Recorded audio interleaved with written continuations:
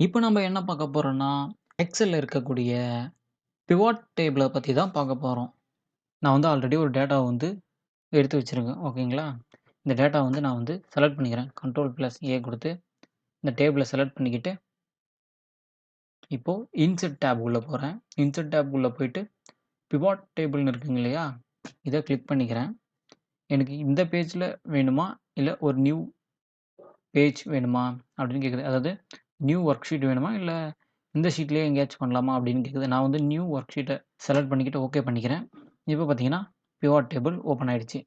இப்போ வந்து நான் வந்து இங்க குடுக்கலாம். ஓகேங்களா? இப்போ நான் என்னென்ன பண்ணிக்கிறேன்னா, எனக்கு என்னென்ன காலேஜ்ல என்னென்ன டிபார்ட்மெண்ட் இருக்கு அப்படின்னு தெரியணும்.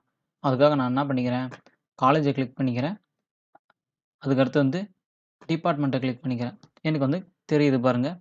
லோயலா காலேஜ்ல இத்தன டிபார்ட்மெண்ட் இருக்கு. ஸ்டெல்லா மேரி காலேஜ்ல இத்தன டிபார்ட்மெண்ட் இருக்கு. வுமென்ஸ் கிறிஸ்டியன் காலேஜ்ல இத்தன டிபார்ட்மெண்ட் இருக்கு. அப்படின்னு தெரிஞ்சுச்சுங்களா? இது எல்லாமே ஒரு எக்ஸாம்பிள் தான்.